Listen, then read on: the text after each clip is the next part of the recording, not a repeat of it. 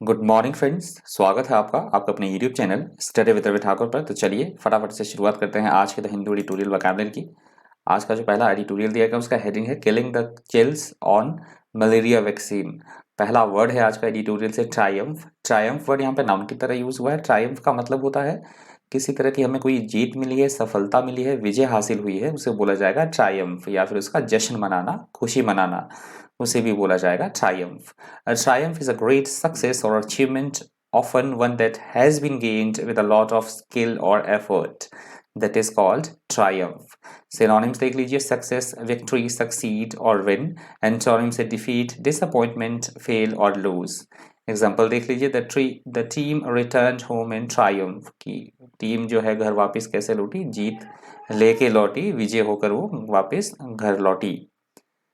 अगला हमारा शब्द है लेबोरियस। लेबोरियस वर्ड यहाँ पे एडजेक्टिव की तरह यूज हुआ है। लेबोरियस का मतलब होता है बहुत ज्यादा ऐसा कोई काम जिसमें बहुत ज्यादा मेहनत लगे, बहुत ज्यादा श्रम साध्य हो, बहुत ज्यादा कठिन होना कोई काम, या बहुत ज्यादा परिश्रमी होना। किसी व्यक्ति के बारे में हम यदि बात करें, बहुत ज्यादा मेहनती होना, उसे बोला जाता है laborious. If you describe a task or job as laborious, you mean that it takes a lot of time and effort. That is called laborious. Synonyms देख लीजिए, arduous, hard, difficult और toilsome. Antonyms है effortless, royal, lazy और easy. Example देख लीजिए, keeping the garden tidy all year round can be a laborious task. कि garden को पूरे वर्ष रखना, एक साफ सुथरा रखना, बिल्कुल नीट एंड टाइडी क्लीन रखना, बिल्कुल एक कैसा काम है, बहुत ही परिश्रम भरा काम है, बहुत श्रम साध्य काम है। अगला हमारा शब्द है ग्रैपल। ग्रैपल यहाँ पे वर्ब की तरह यूज हुआ है। ग्रैपल का मतलब होता है किसी भी तरह की हम प्रॉब्लम से या कठिनाई से हम जूझ रहे हैं, जिससे उलझ रहे हैं, मतलब जिससे बाहर निकलना बहुत ज्यादा मुश्किल हो, बहुत ज्यादा कठिन हो, उसे बोला जाता है ग्रैपल। ये वर्ड यूज हुआ है ट्यूटोरियल में ग्रैपल विद के साथ। पूरा एग्जाम्पल एक्सप्लेन मैंने किया है, देख लीजिए। If you grapple with a problem or difficulty, you try hard to solve it. That is called grapple. Synonyms आप देख सकते हैं, स्ट्रगल, कंटेंट, ग्रिप और टेसल। एंटोनिम्स है रिलीज, फ्री, सपोर्ट और एग्री। एग्जाम्पल देख लीजिए, the economy is just one of the several critical problems the country is grappling with. कि जो हमारी अर्थव्यवस्था है, हमारी जो देश है, बहुत सारी क्रिटिकल प्रॉब्लम्स के बावजूद हमारी जो अर्थव्यवस्था है, हमारी जो इकोनॉमी है, उसके बहुत ज़्यादा वो क्रिटिकल सिचुएशन से जो है वो जूझ रहा है हमारा देश। मतलब बहुत सारी समस्याएं होने के बावजूद भी इकोनॉमी, हमारी जो अर्थव्यवस्था है, उसके मतलब उसमें वो विकासशील, विकास की प्रगति पर नहीं है। तो एक ये भी समस्या है जिससे कि हमारा देश जो है वो जूझ रहा है। अगला हमारा शब्द है एंडेवर। एंडेवर वर्ड यहाँ पे नाउन की तरह यूज हुआ है। एंडेवर का मतलब होता है किसी भी चीज को प्राप्त करने के लिए जी तोड़ मेहनत करना, भरसक प्रयत्न करना, भरपूर कोशिश करना, उसे बोला जाता है endeavour. If you endeavour to do something, you try very hard to do it, that is called endeavour. Synonyms आप देख सकते हैं, स्ट्राइव, अटेम्प्ट, एफर्ट और ट्राई। एंटोनिम्स है सरेंडर, गिव अप, इग्नोर और नेग्लेक्ट।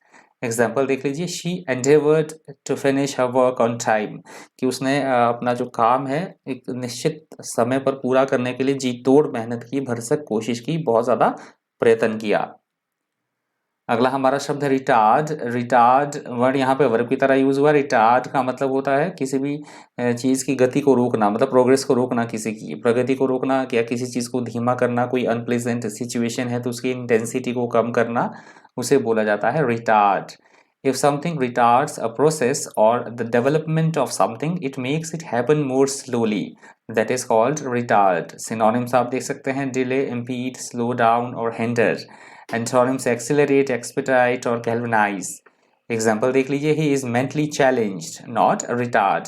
कि वो मानसिक तौर पर अक्षम है, वो मतलब स्लो नहीं है, वो धीमा नहीं है, परंतु इसके बावजूद वो क्या है, मानसिक तौर पे जो है वो अक्षम है, मेंटली वो चैलेंज्ड है। अगला हमारा शब्द है पैरासाइट। पैरासाइट वर्ड यहाँ पे नाउन की तरह यूज हुआ है। पैरासाइट का मतलब होता है ऐसे कोई प्राणी, ऐसे कोई जीव जो कि खुद के जीवन यापन के लिए, खुद जीवित रहने के लिए वो दूसरों पर निर्भर करे, परजीवी जिन्हें बोला जाएगा, तो उसे बोला जाता है इंग्लिश में parasite. A parasite is a small animal or plant that lives on or inside a larger animal or plant and gets its food from it, that is called parasite. Synonyms देख लीजिए, leech, sponge, freeloader और cadger. Cadger antonym से host, helper, supporter और achiever. Example देख लीजिए, kangaroos harbour a vast range of parasites. Harbour का मतलब वैसे तो होता है जहाँ जहाज खड़े होते हैं, बड़े बड़े जहाज, मतलब बंदरगाह से होता है इसका मतलब। पर हम ले सकते हैं शरण लेने से भी, या कोई चीज़ कहीं पर है तो उसे भी बोला जाएगा हार्बर। की जो कंगारू की जहाँ कंगारू रहते हैं, मतलब वो परजीवियों का एक मतलब घर सा होता है पूरा, वहाँ बहुत सारे परजीवी रहते हैं। वास्ट रेंज ऑफ पैरासाइट्स जो है वो, जहाँ कंगारू होंगे वो बहुत सारे परजीवी वहाँ पे होते हैं शरण लिए हुए। इस कंटेक्स्ट में आप समझ सकते हैं इसे।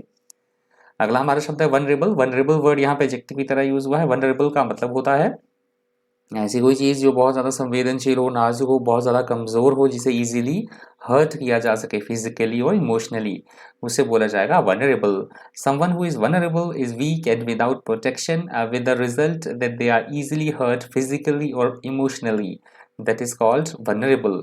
सिनोनिम्स देख लीजिए फटाफट से, एक्सपोज्ड, ससेप्टिबल, अनप्रोटेक्टेड और डिफेंसलेस। एंटोनिम्स है सेफ, सिक्योर, इनवनरेबल और गार्डेड। एग्जाम्पल देख लीजिए, old people are particularly vulnerable members of our society.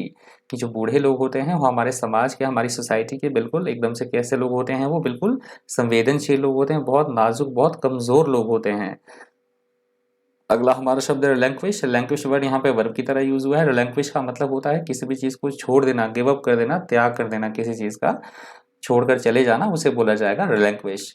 If you relinquish something such as power or control, you give it up. That is called relinquish.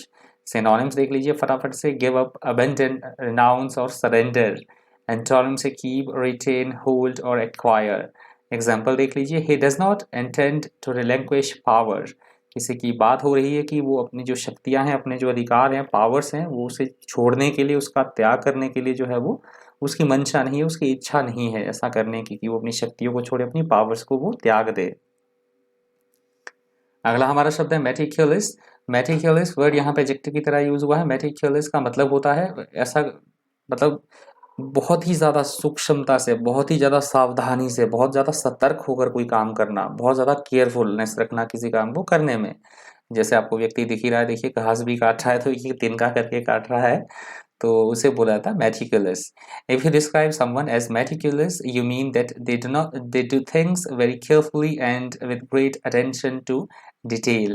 That is called meticulous. Synonyms देख लीजिए, careful, scrupulous, particular और exact. Antonyms है careless, sloppy, lazy और inaccurate. Example देख लीजिए, he was so meticulous about everything.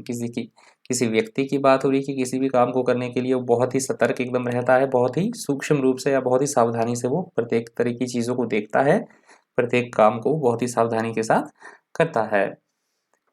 अगला हमारा शब्द है फेट। यहाँ से हमारा दूसरा एडिटोरियल की वोकैबुलरी शुरू हो रही है। देख लीजिए, पहला वर्ड है हमारा फेट। फेट वर्ड यहाँ पे नाउन की तरह यूज हुआ है। फेट का मतलब होता है हमने कुछ एक बहुत साहसपूर्ण काम किया है, उल्लेखनीय कोई उपलब्धि, अचीवमेंट हमने कोई प्राप्त की है, उसे बोला जाता है fate.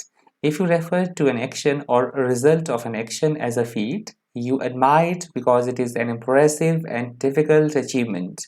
That is called feat. Example देख लीजिए, अचीवमेंट, अकम्पलिशमेंट, एक्सप्लॉइट और डीड। एंटोनिम्स है फेलियर, अबॉर्शन, ससेशन और डिफीट। एग्जाम्पल देख लीजिए, that new bridge is a remarkable feet of engineering. कि जो नया जो ब्रिज बनाया गया है, नया पुल जो बनाया गया है, ये एक मिसाल है इंजीनियरिंग की, एक बहुत अच्छी मिसाल है, बहुत साहसपूर्ण कार्य किया है इंजीनियर्स ने ये नया पुल बनाकर, जो कि एक मिसाल पेश करती है। अगला हमारा शब्द है ग्रैंड्योर। ग्रैंड्योर वर्ड यहाँ पे नाउन की तरह यूज हुआ है। ग्रैंड्योर का मतलब होता है किसी चीज की हम श्रेष्ठता दिखाना चाह रहे हैं, कोई चीज कितनी सुप्रीम है, भव्य है, वैभव कितना है उसमें, या फिर हम बोल सकते हैं किसी चीज की हम विशालता, बड़प्पन दिखाना चाह रहे हैं, उसे भी बोला जाएगा grandeur. If something such as a building or a piece of scenery has grandeur, it is impressive because of its size, beauty or its power. That is called grandeur. Synonyms देख लीजिए, magnificence, glory, splendor और majesty. Antonyms है insignificance, shame, abstinence और ugliness. Example देख लीजिए, the grandeur of the Himalayas. तो ये हिमालयाज की बात की गई है, उसके भव्यता की बात की गई है कि हिमालय कितना विशाल है, बड़ा है, भव्य है। तो ये मैंने एग्जाम्पल दिया है आपके लिए।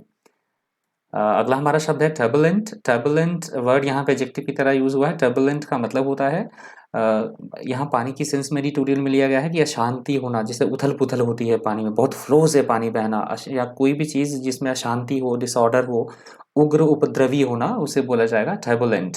टर्बुलेंट वाटर और air contains strong current which change direction suddenly, that is called turbulent। Synonym से फटाफट देख लीजिए। सिनोनिम्स इसके वाइल्ड, स्टॉर्मी, वॉयलेंट और नॉइजी। एंटोनिम्स है काम, पीसफुल, ट्रैंक्विल और स्टिल। एग्जांपल देख लीजिए। I had to have a boat that could handle turbulent seas, कि मेरे पास ऐसी नाव है, ऐसी मेरे पास कश्ती है जो कि समुद्र में जितनी भी उथल पुथल होती है उसको हैंडल कर सकती है, उसको झेल सकती है। तो ये जो टर्बुलेंट वर्ड था आज के द हिंदू एडिटोरियल वोकैबुलरी का अंतिम शब्द था। अब बढ़ते हैं अपने सीरीज की तरफ जो मैंने नया स्टार्ट किया है आपके लिए, वन वर्ड सब्स्टिट्यूशन का और अपना इडियम्स और फ्रेजेस का। तो हम वो 5-5 डिस्कस करते हैं। कल वो अभी मुझे थोड़ा सा चेक करने दीजिए। कल भी मेरी ऑडियो तो सुनाई दे रही थी पर वीडियो विजुअलाइज नहीं हो रही थी वो, तो मैं प्लीज़ मुझे पहले चेक कर लेने दीजिए इसे।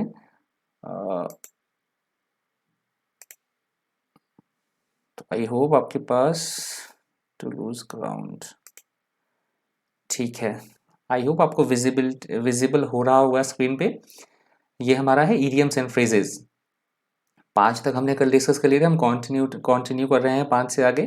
तो आज का पहला जो इडियम है वो है to lose ground. To lose ground का मतलब होता है, मतलब अपनी प्रसिद्धि खोना, धीरे धीरे अपनी पकड़ खोना किसी चीज से। To become less popular is called to lose ground.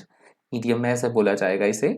Example देख लीजिए। Do you agree that left wing politics are losing ground among the working class, कि किससे पूछा जा रहा है कि क्या तुम इससे एग्री हो कि जो लेफ्ट विंग पॉलिटिक्स है वो मतलब जो काम करने वाले कामगार है, वर्कर है, उनमें वो अपनी पॉपुलैरिटी जो है वो पार्टी खो रही है। आई होप आपको क्लियर हो गया होगा अच्छी तरह से टू लूज ग्राउंड का क्या मतलब होता है।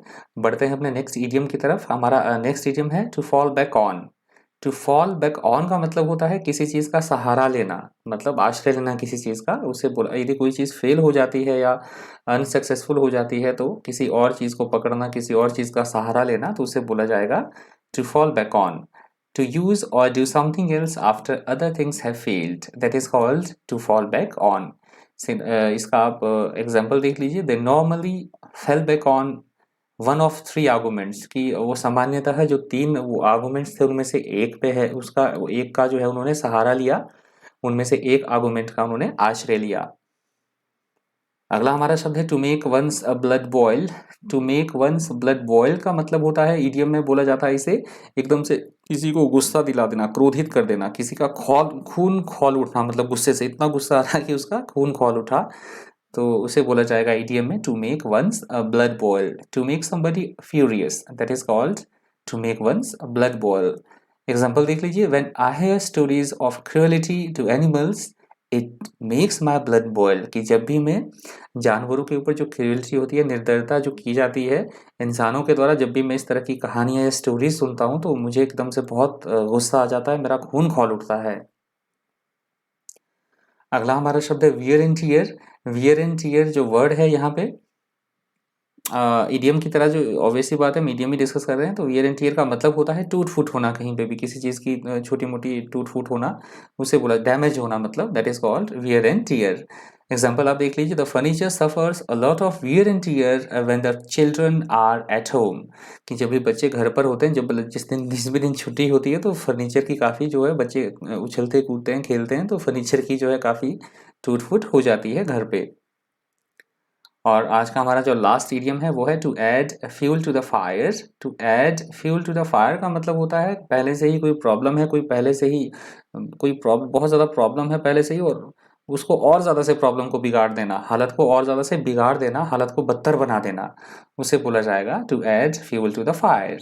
To cause additional anger, that is called to add fuel to the fire. Example देख लीजिए। John only added fuel to the fire when he accused the other team of cheating.